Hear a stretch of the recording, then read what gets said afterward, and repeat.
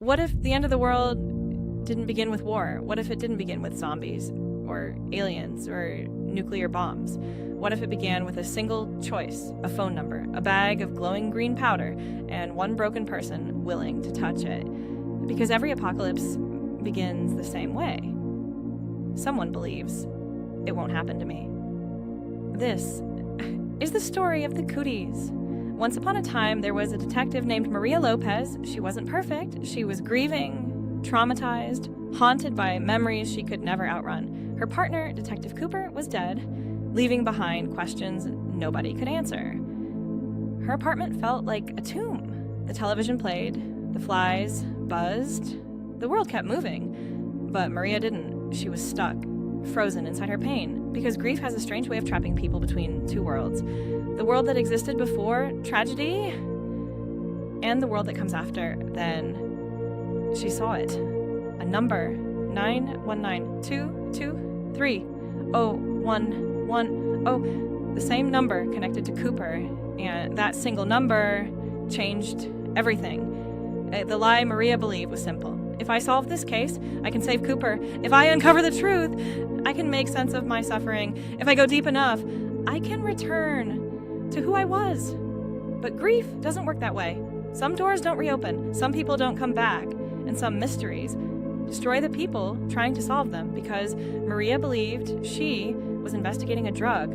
She wasn't. She was walking into an infection, a curse, a living thing waiting to consume her. Then came the point of no return. She sent the text. "I'm looking to catch the Cooties." A reply came instantly. "Where are you at?" 10 minutes later, there was a knock at her door. No face, no dealer, no witness.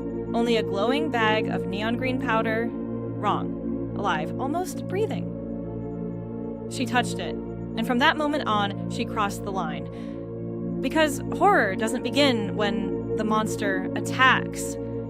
It begins the moment we invite it inside. The Cooties forced Maria to confront everything she had buried. Her trauma, her guilt, her loneliness, her obsession with Cooper. Every answer she found made her question the people she trusted, her partner, her department, herself. Then came the revelation. Cooper died from the very thing she now held in her hands. 91X, the street name, the Cooties. The case wasn't outside of her anymore. She had become part of it. The world around her began collapsing. Another victim dead, more overdoses. Evidence pointing toward her, the city turning against her, and standing in the center of it all was the glowing green powder, waiting, whispering, promising to change everything.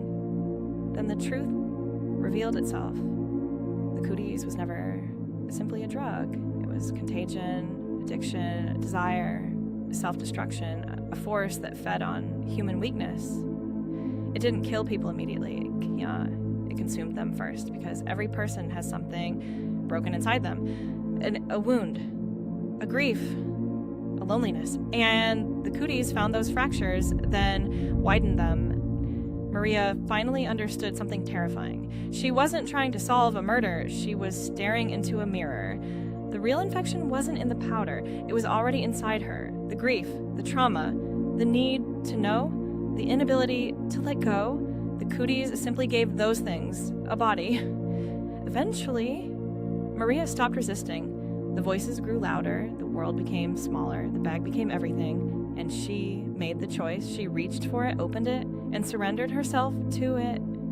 Because sometimes people don't choose destruction because they want to die. They choose it because they're exhausted, because pain becomes heavier than fear, because numbness starts looking like peace. And Maria accepted the lie that the thing destroying her might finally set her free.